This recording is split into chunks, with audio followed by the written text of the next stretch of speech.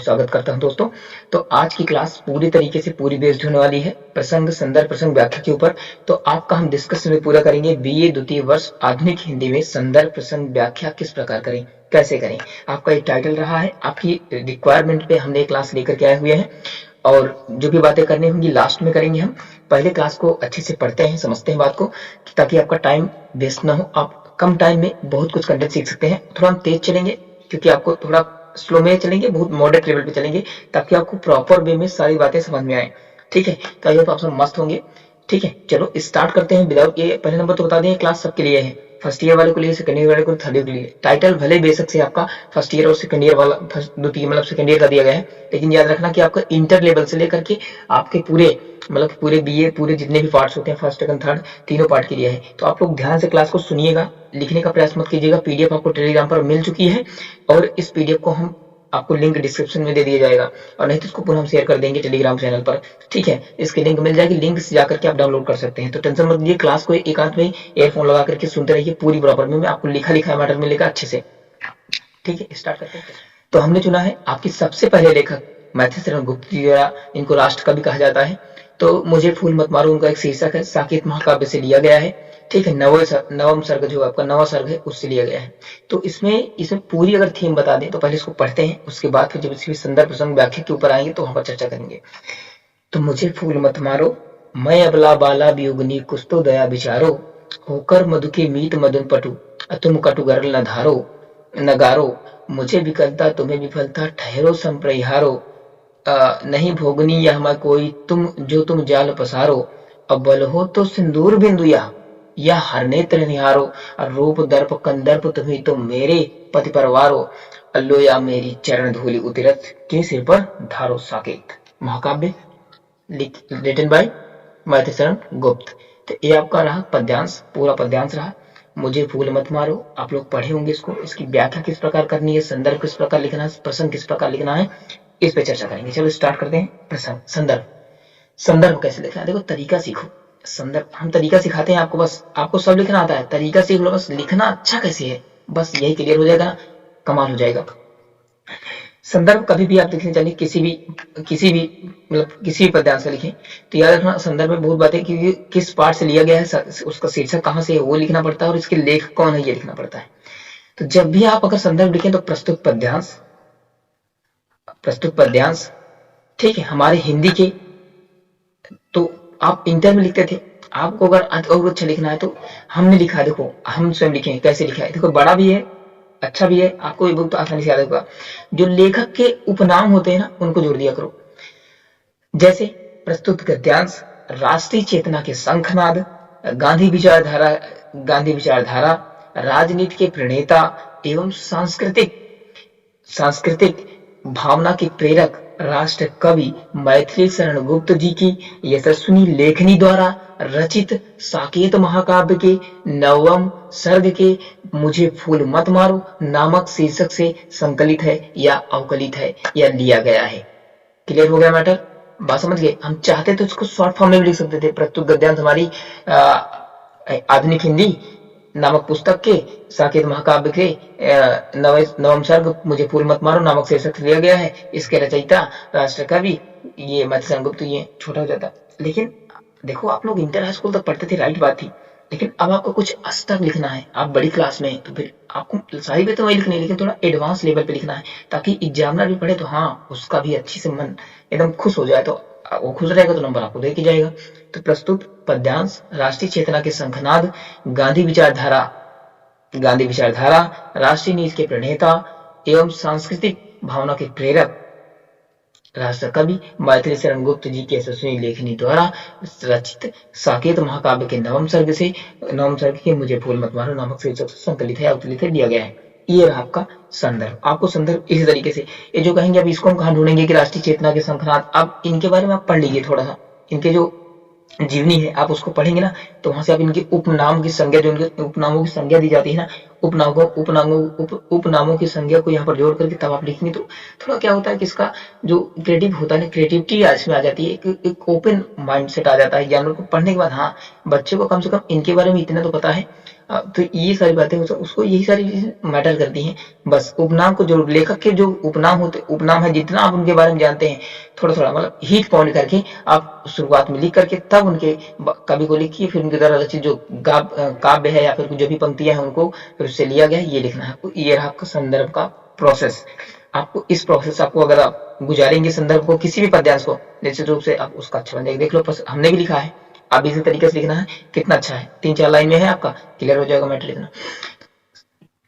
समझ गए, संदर्भ आपका हो गया। अब बात करें प्रसंग। तो मुझे फूल मत मारो, आप जैसा कि आप देखिए इसमें मुझे फूल मत मारो, इस अब प्रसंग में क्या होता है, प्रसंग समझो, प्रसंग है क्या, प्रसंग यानी कोई भी पद्यांश या कोई भी गद्यांश स्टार्ट होने से पहले प्रसंग में यह बताया जाता है कि इस पद्यांश में, पूरे पद्यांश में किसका वर्णन किया गया है, क्या क्या बातें हैं इसमें, यही प्रसंग बताता है। तो मुझे फूल मत मारो, इसमें प्रस्तुत जो भी इसमें उपयुक्त गद्यांश में जो भी पंक्तियां दी गई हैं, इसमें लक्ष्मण जी की प्रीतमा यानी लक्ष्मण जी की पत्नी विरह व्यथिता उर्मिला, लक्ष्मण जी की पत्नी उर्मिला है, पता ही आप लोग को। तो वो भी जब भगवान श्री राम के साथ वनवास जाते हैं तो वो भी, उर्मिला भी कहती है हम भी तुम्हारे साथ चलेंगे। तो उन कहते हैं नहीं, मैं अगर आप रहेंगी तो मैं अपनी भैया की, अपने भाभी की सेवा कैसे, मतलब प्रॉपर अच्छे तरीके से नहीं कर पाऊंगा, तो आप प्रिय आपके यहीं रहिए, आप, मैं जा रहा हूँ, अकेले जाऊंगा, आपको साथ में नहीं ले जा सकता, इसलिए आप यहीं रहिए। तो उर्मिला भी मान जाती हैं और यहीं रहती हैं अयोध्या में ही। तो अब इनके प्रीतम वहां चले गए हैं वनवास में, तो उन्हीं की विरह में, उन्हीं की याद में ये क्या हो रही है, इनकी स्थिति का वर्णन इस पूरे पद्यांश में मैथिली शरण गुप्त ने किया है कि जब लक्ष्मण जी के चले जाने पर उर्मिला की क्या विरह व्यथिता, उर्मिला की क्या अवस्थिति है, इसमें इस पूरे में यही वर्णन किया गया है। इस बारे में पूरी यही चर्चा की गई है, इनकी स्थिति रही, इनको किस प्रकार से सारे सीन लग रहे थे, या कामदेव रूपी जो अपने बाणों से वर्षा इन पर कर रहे थे, बाण चला रहे थे कामदेव, उसका वर्णन से पूरा अच्छे से वर्णन किया गया है। तो प्रसंग में आपको देखो, आप समझो तरीका कि लिखना क्या है। प्रसंग में लिखना होता है कि उस पंक्ति में, उस पद्यांश में किसका वर्णन किया गया है, किस तरीके से किसका वर्णन किया गया है, उसी के बारे में लिखना। प्रसंग आपको बड़ा नहीं लिखना था, प्रसंग अगर पूरा लिख देंगे व्याख्या की तरह तो व्याख्या हो जाएगी, ऐसा नहीं करना। प्रसंग में आपको बस उसमें कहा क्या गया है, उसका वर्णन, किसका वर्णन किया गया है, आपको वही इंडिकेट करना है, आपको दिखाना है, शो करना है, बस। बात समझ गया आई होप दोस्तों। प्रस्तुत पंक्तियों में लक्ष्मण की प्रीतमा व्यथिता, विरह व्यथिता उर्मिला की अवस्थिति का मार्मिक वर्णन किया गया है या चित्रण किया गया है, आप इसको लिख सकते हैं। नितिन भाई, मैथिली गुप्त पर आपका संदर्भ हो गया, प्रसंग हो गया। अब स्टार्ट करते हैं व्याख्या, जो कि मोस्ट इंपॉर्टेंट है बस आपको। तो ये रहा व्याख्या। अब व्याख्या की स्टार्ट कैसे करनी है, तो व्याख्या आप कह सकते हैं कि उपयुक्त पंक्तियां, उपयुक्त पद्यांश की पंक्तियों में राधि शरण मैथिली शरण गुप्त जी कहते हैं, जो अभी आपके क्या है, मैथिली शरण गुप्त जी हैं, कवि लेखक आपकी इसी, कवि आपकी यही है। तो इसमें क्या किया गया है कि मतलब इसमें देखो पूरा पहले समझो बात, बेसिक कैसे बनता है। मुझे फूल मत मारो, मैं अबला बाला वियोगिनी, कुछ तो दया विचारो, होके मत कोई उम्मीद मदन तुम पटु गरुण नगारो। अब हमको तो याद है तो हम बता दे रहे हैं आपको, आप पढ़िएगा ध्यान से, पहले व्याख्या समझिए यहाँ पर, क्योंकि स्लाइड छोड़ो, स्लाइड पे जाएंगे तो थोड़ा सा दिक्कत हो सकती है आपको, तो एक एक पहले व्याख्या समझ लो बस। उपयुक्त पंक्तियों में राष्ट्र कवि मैथिली शरण गुप्त जी कहते हैं, ये पंक्ति आप कभी भी किसी भी जोड़ सकते हैं, लेखक का नाम बदल करके। कहते हैं, इनका कथन है कि वसंती के वातावरण, यानी वसंत का वातावरण था, जब नए नए पत्ते निकल रहे थे, नए नए फूल खिल रहे थे, उस समय की बात है। तो वसंत के वातावरण होने के कारण प्रकृति में चारों ओर मादकता का साम्राज्य हुआ था। खुले खिले फूल अपनी अपूर्व रंग भाव सुषमा सुगंध को से सब अपनी ओर क्या कर रहे थे, आकर्षित करते। मतलब वसंत का सिस्टम ऐसा होता है कि सभी नए नए पत्ते आते हैं, नए नए कल्ले निकलते हैं पौधों में, और फूल होते हैं, पंछियां कोयल बोलती रहती हैं, मतलब चारों ओर एकदम मदमस्त का वातावरण बना रहता है। और ये फूल, ये सारी पूरा वातावरण हर व्यक्ति को क्या करता है, अपनी ओर आकर्षित करता है, अपनी ओर खींचता है कि देखो हम कितने अच्छे हैं। और हर व्यक्ति, बढ़िया सुंदर हवा चलती रहती है, सुबह सुबह सब उसी मदमस्त रहते हैं। लेकिन ये सब तो वातावरण उस समय था जब ब्रह्मणी उर्मिला का वर्णन कर रहे हैं मैथिली शरण गुप्त जी। तो पति वियुक्ता और विरह व्यथिता ब्रह्मणी उर्मिला की क्या स्थिति थी, इसमें पूरा मतलब कि जो भी सब लोग मस्त मस्त थे, सारे पंछी अपना, मतलब सारा पूरा माहौल वातावरण मादकता का था, एकदम सुगंधित था, रंग भाव था, अच्छा लगता था। लेकिन जो उर्मिला की कंडीशन थी, स्थिति थी उस समय, भाई उनके तो पति थे नहीं, पति वियुक्त हो चुके हैं, वो चले गए हैं, तो विरह में बिरहणी है। तो इससे क्या होता है कि उर्मिला की जो वातावरण में, उस वातावरण में कंडीशन थी, भाई उनके पास, उनके लिए तो सब कुछ क्या था, सब दुख के समान लग रहा था, कारुणिक था उनके उस वातावरण में। उनकी कंडीशन क्या थी, कारुणी थी, करुणामयी थी। मतलब उन्हें कुछ भी अच्छा लग नहीं रहा था। भाई कोई अब किसी के प्रति यहाँ पर साथ में हो तो उसको अच्छा लगे। अब वो तो गए हैं तो उनके विरह में ये क्या थी, मतलब उनकी पूरी कंडीशन करुणामयी थी, मतलब पूरे एकदम कारुणिक थी, एकदम दुखी रहती थी। अगला पॉइंट क्या है, उन्हें उसे मतलब ऐसा लगता था, उसे किसी उर्मिला को ऐसा लगता था कि ऐसे प्राकृतिक प्रदेश में काम रूपी, उसमें क्या है, मैं अबला बाला वियोगिनी कुछ तो दया विचारो। तो मतलब ये बात है ना, मुझे फूल मत मारो, यानी इसमें उर्मिला उर्मिला को ऐसा प्रतीत होता था कि ऐसे प्राकृतिक प्रदेश में, ऐसे प्राकृतिक मतलब ऐसे वातावरण में कामदेव, उसे ऐसा लगता था कि ऐसे वातावरण में कामदेव, कामदेव मतलब की सुंदरता की देवता है कामदेव, कामदेव उस पर फूलों के बाण चलाकर उसे अपने बस में करना चाहते हैं, यानी उसे अपने ओर आकर्षित करना चाहते हैं कामदेव, ठीक है, जो सुंदरता के देवता है। तो कामदेव उसे फूलों की बाण चलाकर, इसलिए कहते हैं मुझे फूल मत मारो, उर्मिला कहती है मुझे फूल मत मारो। वह मतलब इस प्राकृतिक प्रदर्शन में ऐसे लगता है कि कामदेव जिसे उस फूलों की बाण चला करके उसे अपने बस में करना चाहते हैं।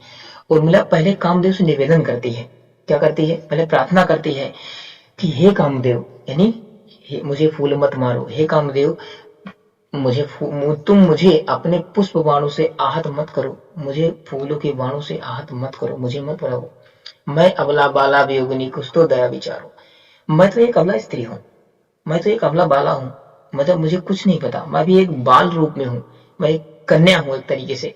बस केवल हमारा क्या हो गया है, हमारा बस विवाह हो गया है, बस केवल मैं एक अबला बाला हूँ। और दूसरी ओर मैं वियोगिनी हूँ, मेरे पति मुझे छोड़कर चले गए हैं, मतलब कि मैं पति के साथ है, मेरे पति मेरे साथ नहीं है, या मुझे पति के सानिध्य प्राप्त नहीं हुआ है, या फिर मुझे पति का सुख प्राप्त नहीं हुआ है। इसलिए अतः तुम मुझ पर कृपा करो, मैं अबला बाला भी बाला हूँ, मैं कम एज की हूँ। दूसरी वियोगिनी हूँ, दूसरी को क्या हूँ, मैं वियोगिनी गृहिणी हूँ, क्योंकि मुझे गृहिणी क्यों हूँ, क्योंकि मुझे पति का मतलब पति का सानिध्य यानी पति का सुख मुझे प्राप्त नहीं हुआ है। अतः तुम मुझ पर कृपा करो, तुम मुझ पर क्या करो, कृपा करो। और तुम होकर मधु के मीत मधुन, मतलब कि तुम मधु के, मधु मतलब बसंत, मधुरूपी वर्षी वसंत के मित्र हो और परम कुशल हो। तुम क्या हो, मधुवर्षी वसंत के मित्र हो और परम कुशल हो। अतः तुम मुझ पर विष वर्षा मत करो, तुम मुझे परेशान मत करो, तुम मुझे पुष्प रूपी बाणों से आहत मत करो, तुम मुझे विष रूपी वर्षा मुझ पर मत करो। ये हुआ, तुम्हारे ऐसे कृत्य से मेरी तुम्हें विफलता, मुझे विफलता तुम्हें विफलता। अब ठहरो, परिश्रम हारो। तुम्हारे ऐसा करने से मुझे विकलता प्राप्त होगी, मुझे और मेरा दुख और बढ़ सकता है, मेरी विकलता और बढ़ सकती है, किंतु तुम अपने उद्देश्य में सफल नहीं होंगे। अगर तुम यदि ऐसा करते भी हो तो मेरी तो परेशानी, मेरा तो दुख बढ़ेगा, लेकिन तुम इसमें क्या होगे, तुम मुझे मतलब कि तुम मुझे अपने बस में करने जो चाहते हो, तुम पुष्पों की बाण चला करके अपने बस में करने चाहते हो, वो तुम्हें उसमें तुम सफल नहीं हो पाओगे। मेरी दुख बढ़ सकता है, लेकिन मैं तुम्हारी ओर आकर्षित नहीं हो सकती, किंतु तुम अपने उद्देश्य में सफल नहीं होंगे, तुम्हें असफलता ही प्राप्त होगी। तुम्हें क्या प्राप्त होगी, तुम्हें असफलता ही प्राप्त होगी। अब मैं कोई भोगनी नहीं भोगनी, यह मैं कोई जो तुम जाल पसारो। मैं कोई भोगनी विलासिनी स्त्री थोड़ी हूँ जो तुम्हारे जाल में फंस करके अपने सती तत्व, अपने प्रतिभा धर्म का त्याग कर दूंगी, ऐसा कभी नहीं होगा।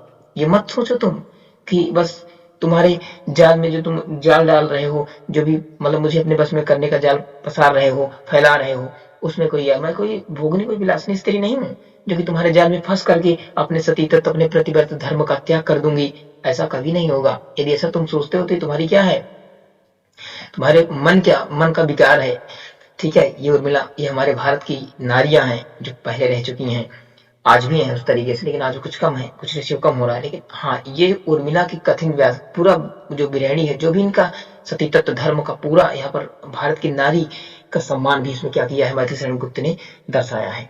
चलो आगे बढ़ते हैं, आगे इसका पूरा अंततः गृहिणी। अब देखो, अब इतना कहने पर भी अगर कामदेव नहीं मानते तो अब अंततः गृहिणी उर्मिला को क्रोध आ जाता है। क्या आ जाता है, वो क्रोध में कहती हैं और फटकार शब्दों में कहती हैं कि यदि तुम